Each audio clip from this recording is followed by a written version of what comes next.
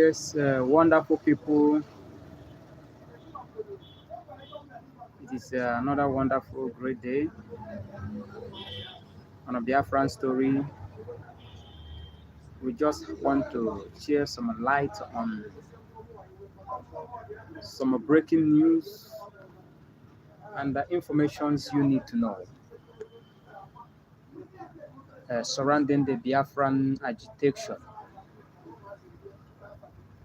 You are welcomed on this live broadcast from a Biafran story. You are welcome. Kindly join the live broadcast so that we discuss issues, breaking news uh, that matters so much to the Biafran people. Okay? Hmm. Yes, it has been coming, it has been going. The journey becomes so tough.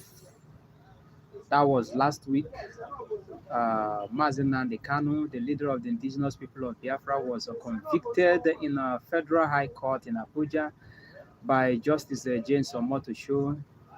It was like all hope was lost. It was like we are going down. But as you all know, we are Biafran. We never give up. We are not breaking by any circumstances. We are not being broken by any obstacle. We stand firm. We stand strong. We remain resolute. We remain calm. We remain courageous. We are full of strength. And that strength matters a lot to us because that is our gear to move forward. Last week, it was like a nightmare to every Biafran. Well, to some people, it was like unexpected.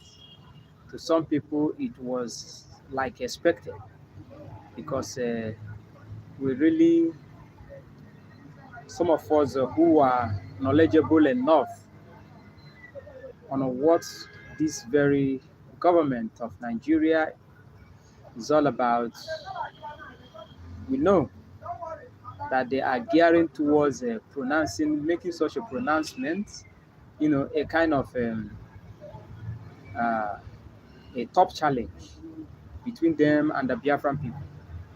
If really they have to sentence Mazen Nnamdi Kanu and also see what the atmosphere will look like. But that is not the best approach to it because the people running IPOB organization, they are human beings. They are human beings. People running IPOB organization are human beings. Thank you for joining me. I just have one viewer there. Okay. So the people running IPOB organization, they are human beings. So we expected what happened last week to happen. Some of us who are intelligent enough, knowing that it has posed a great challenge before the Nigerian government and their collaborators, that they have to jail Nnamdi Kanu, just like they want to put to shame. But a sensible human being, an organized government will never try such, because when you look at Nigerian atmosphere right now, Nigeria is in a very big chaos. Nigeria is facing a very terrible insecurity problem. But they don't look at all these things. What they did was to bring a situation that will intensify the whole thing. Now, within this pronouncement of us convicting Nnamdi Kanu, let's assume the Biafrans has chosen the violent path like the northern people have chosen. what would have been the fate of Nigeria? What would have been the situation? What would have been the current situation of Nigeria? Would they be able to carry out all the... Okay, now I'm back.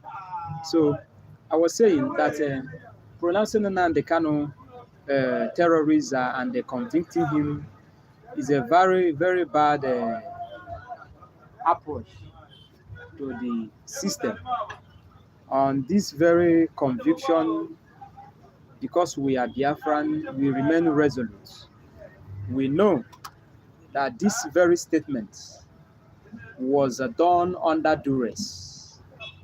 Omotosho did not convince Nnamdi Kanu according to law. He convicted him because he has to do so. He has to do so. So, and earlier before then, Nnamdi Kanu has been crying out. He has been making this very publication that the law in which he is being tried does not exist. Does not exist. But they went ahead, ignored all these things, and convicted him. And immediately they did that, the announcement came that he has to be transferred to Sokoto prison. Nnamdi Kanu was taken to Sokoto prison, which, when you look at the whole thing, it is also a challenge what Biafrans can still do on a situation like this. But because we are born with intelligence, because we are born with that very wisdom, to manage every system, we have to keep calm and see what becomes the order of the day. So today, I would like to share some informations, recent informations regarding the whole saga of Nnamdi Kanu, Mazi Nnamdi Kanu. Recently, there's this breaking news that Gumi, you all know Gumi. Gumi is that very Islamic scholar, Sheikh Ahmed Gumi, Islamic scholar who has been negotiating for bandits in the north. He has come out yesterday to say that he is going to be in the forefront to negotiate for Mazi Nnamdi Kanu. And when I got this news, honestly, it was laughable on my own side, but I just have to read the news because I don't know. Maybe they think Mazi Nnamdi Kanu is one of those bandits or bandit leader. The headline goes like this. He says, Shagari gave amnesty to Ojukwu. Shagari gave amnesty to Ojukwu. I will push for Nnamdi Kanu's release if Gumi said, okay? Ahmed Gumi made a promise that he's going to be in the forefront to negotiate for the release of Nnamdi Kanu if Nnamdi Kanu will express remorse on his actions. Now, when you look at this very statement, if Nnamdi Kanu will express remorse on his actions, what has Nnamdi Kanu, what has he done to be convicted? What did he do? What did he do? Is Nnamdi Kanu a bandit? Is he a terrorist? Is IPOB a terrorist organization? Nnamdi Kanu is there to fight for the freedom of our people, which the record holds it that in 1965, 1967 to 1970, we fought the war against the Nigerian people. We never fought the war because we want to break away from a Nigerian. If there is any suggestion that there would be war in Nigeria, that there will be war in Nigeria, that very suggestion should be coming from the northern people. Why do I say so? You know, we the Biafran people, we are scattered all over the nation, Nigeria. Before the 1967 to 1970 war, we have investments there. We have invested across the country. We have a partner with every organizations and every ethnic nationalities in Nigeria because we believe in the unity. When the British people came and amalgamated the Nigerian together, we believe that unity will stand forever. That is why we went across the nation to build investments, invest in different areas. We never thought that one day that Nigeria will seek or bring this very suggestion of a breakaway or separating secession. But today, Gumi is saying he is going to negotiate for Nnamdi Kanu.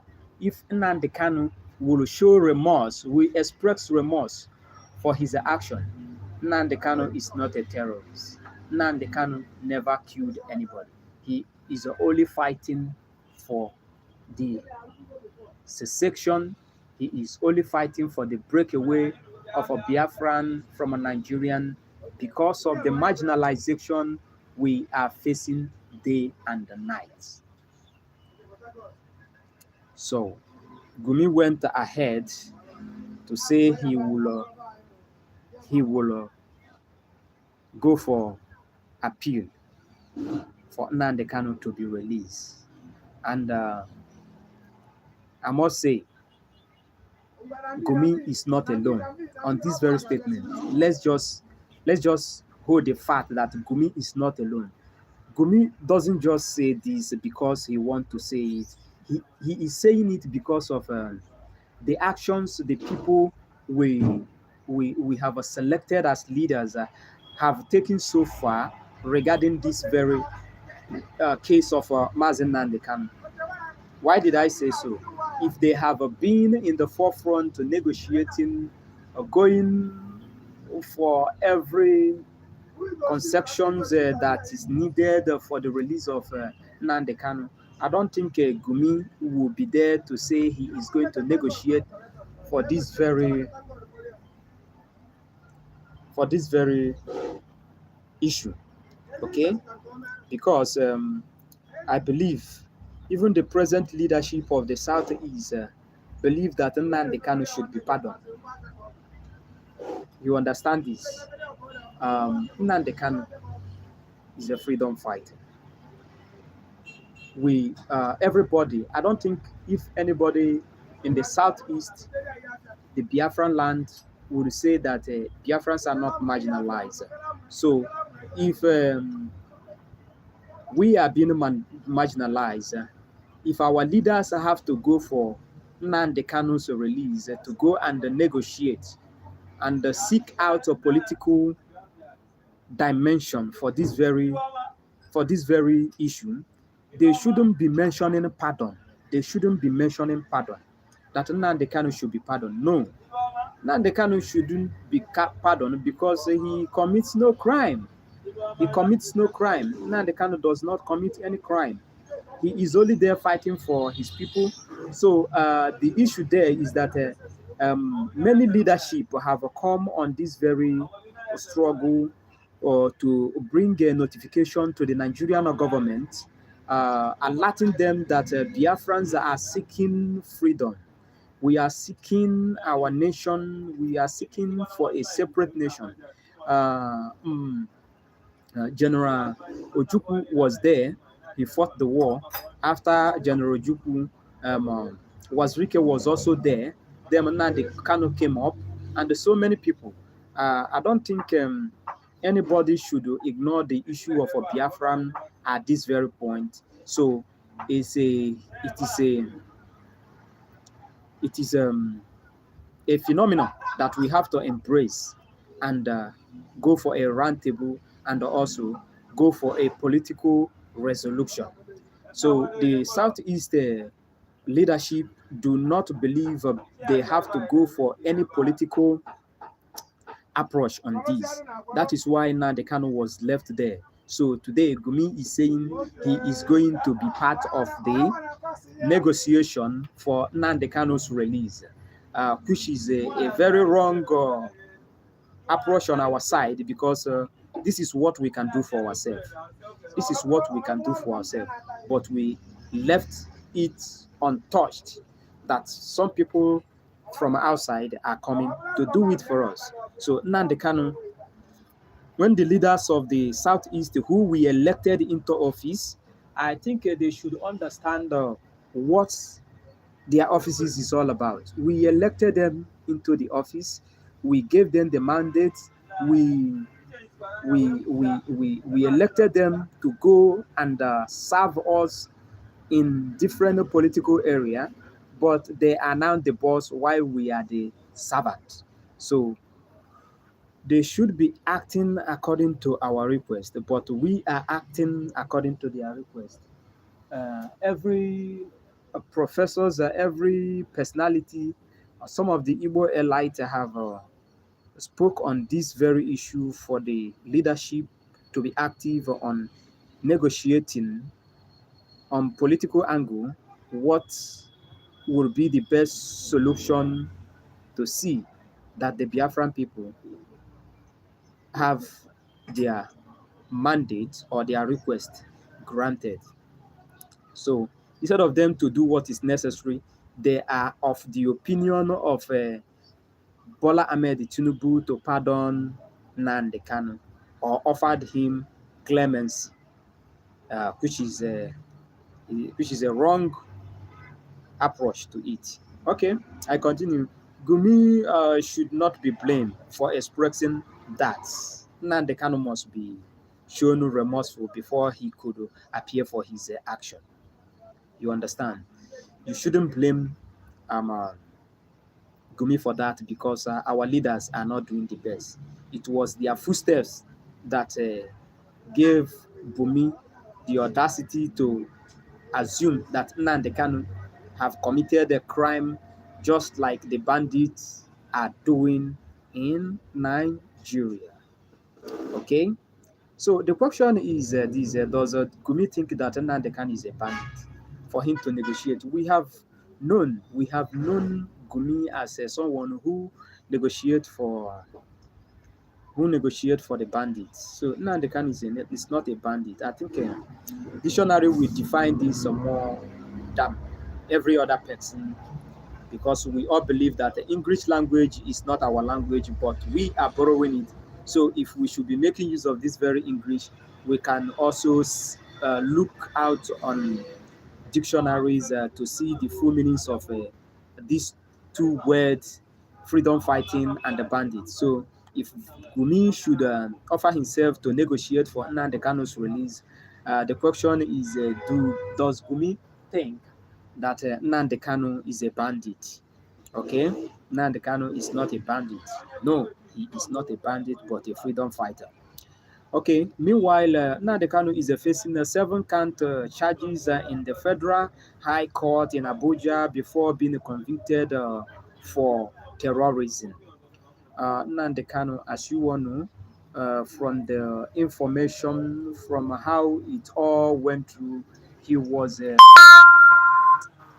kidnapped from Nnamdi Kanu was kidnapped from Kenya. We all know he was kidnapped from Kenya. Every organization have said that. Every professors have said that.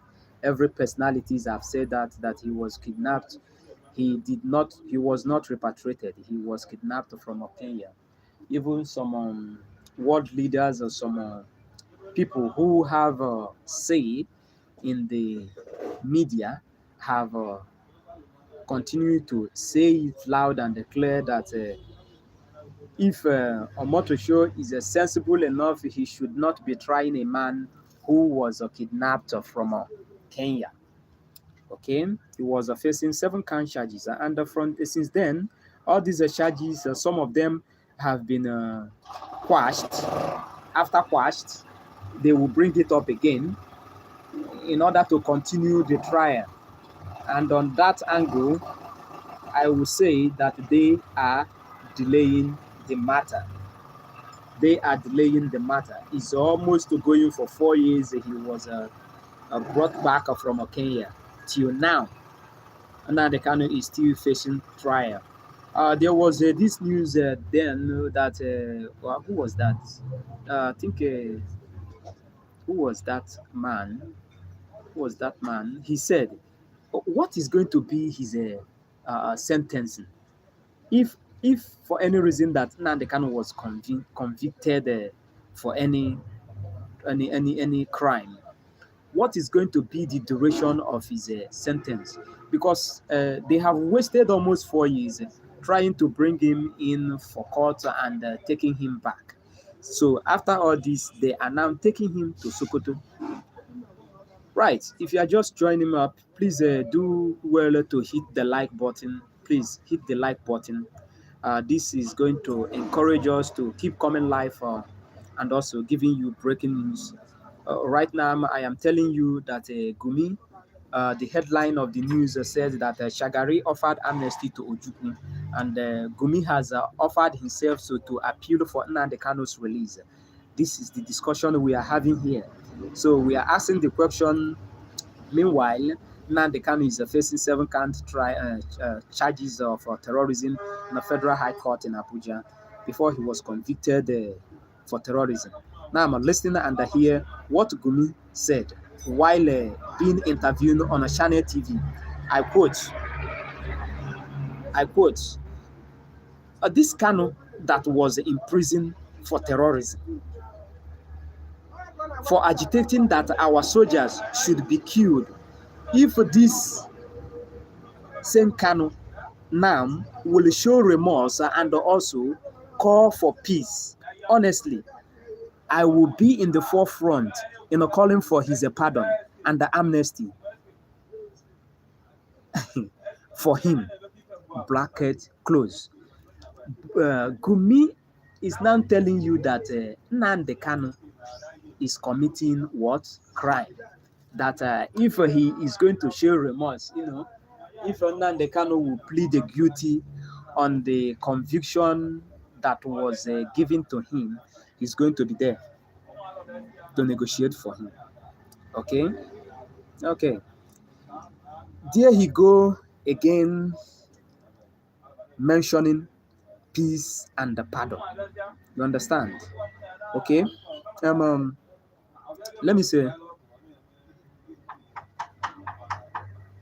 me read out this. He said he would be in the forefront, okay, for his pardon and the amnesty for him. Now he mentioned pardon and pardon and the amnesty, which means this was the footsteps of the leadership of the Southeast government, our leaders who we elected. They believe that Nnamdi Kanu committed crime and he should be pardoned, instead of seeking for a political resolution on this. Okay, so the issue of a pardon and the clemency is not a go area on the case of Mazi Nnamdi Kanu. Okay. There he go again, peace and the pardon. Another question is this: IPOB. Is the IPOB a terrorist organization? That is a question everyone will continue to ask me. Is IPOB a terrorist organization? The answer is no. IPOB was never proscribed by any international organization. It's only in Nigeria, and it was done on the outside of the constitution. It never followed the due process. All right. So IPOB is never a terrorist organization, and has never been proscribed terrorist by any organization in the world. Then where is the pardon coming from? That is a question we must ask. I think Nnamdi Kanu should be tried with the law, what the law offered. He should be tried with what the law offered, what we have in the circle of the law, and not what anybody should suggest. Gumi also said that Shagari granted amnesty to Ojukwu, but in Nigeria, let's be realistic. In Nigeria, when the war ended in the 1960s, in 1970, although Ojukwu went out of the country and handed over to Philip Effiong, Yes, Ojukwu later came back to Nigeria during the government of Shagari. Now, if anybody should go around or go about saying that Shagari offered amnesty to Mazi General Ojukwu, that is going to be a very wrong impression. You know, the war was fought on a plain ground, despite the fact that some international figures helped Nigeria to win this very war. But at the end of the war, Nigerian government tagged the war no vanquish, no victor, no vanquish, which means that the war was fought on a plain ground. Nobody defeated each other. So going about to say that Shagari offered amnesty to Ojukwu is also a wrong statement. And that kind of a statement can never bring unity. They can never bring unity.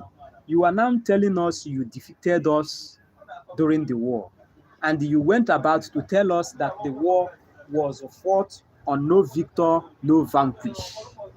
No victor, no vanquish. Okay? So that is it. The issue of Shagari offering amnesty, also a wrong statement. Shagari did not offer amnesty to Ojukwu. Shagari did what is necessary at that time in order, because the war was fought and from every angle of the nation, people were seeking unity to move forward. So Shagari did what was necessary at his time in order for the country to come together and forge ahead. Okay, let's assume Shagari did not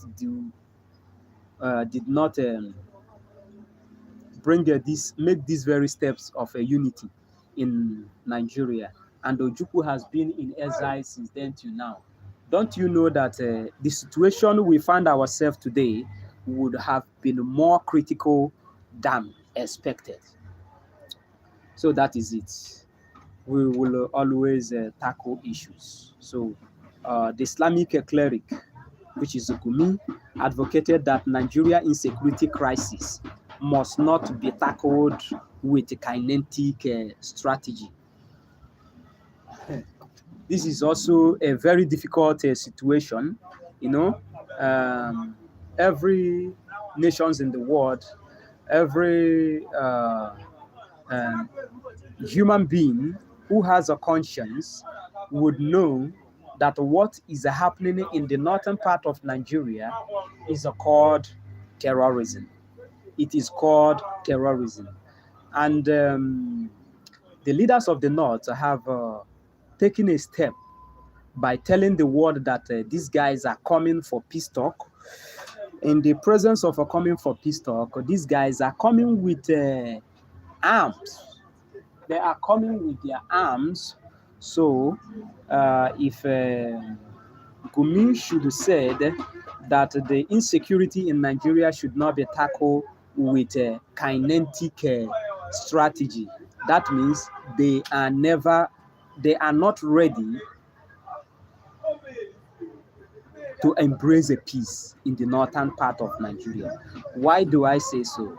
Because some international organizations recognize the activities in the northern part of Nigeria as a terrorism act. And when you have to come and be negotiating with a terrorist, it is a very dangerous approach. Thank you for the like. Thank you for the like. Thank you for the like on the live video. It is a wrong approach. You don't have to, I don't think you have to use soft hand on terrorists.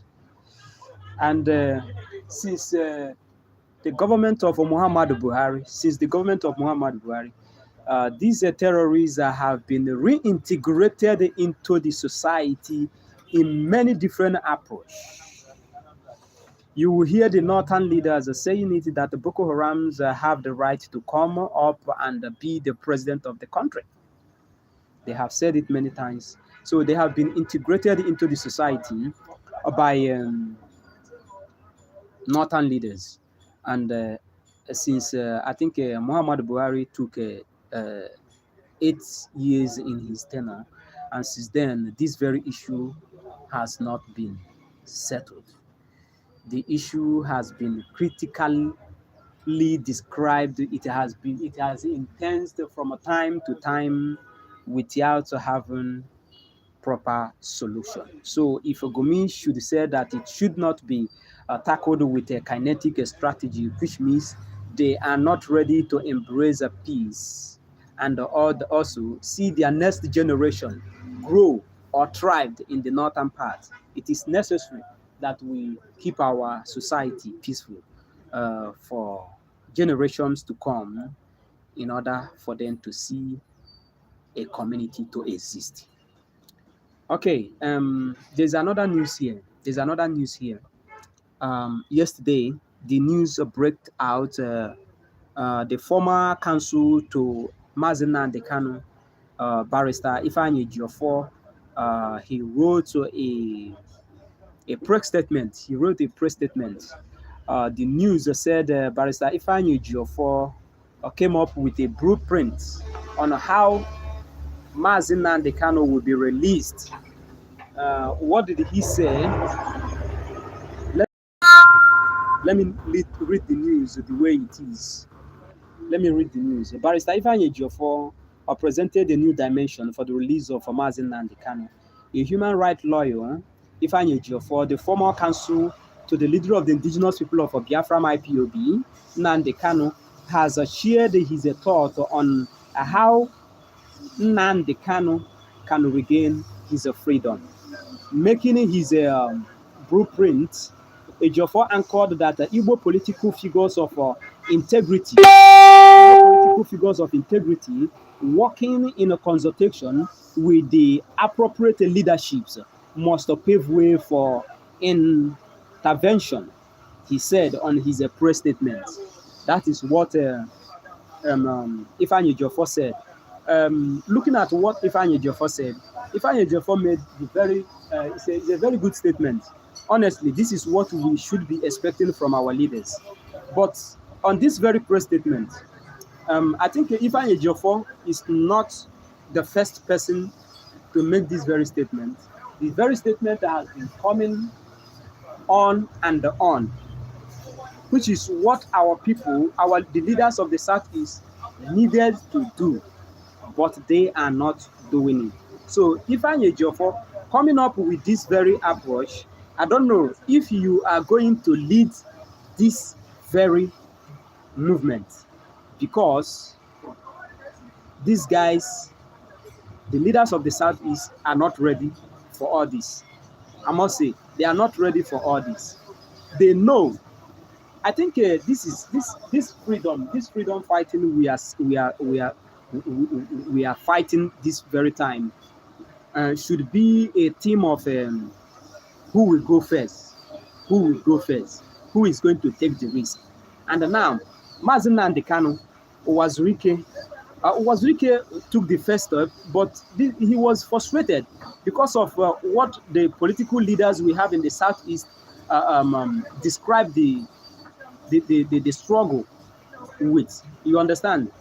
They never gave him the support, so this guy have to withdraw. Now, Nnamdi Kanu is there fighting for the general freedom of our people. So I think this very game should be who would go first. Now, Nnamdi Kanu is there. Now, Nnamdi Kanu have made notification to the world.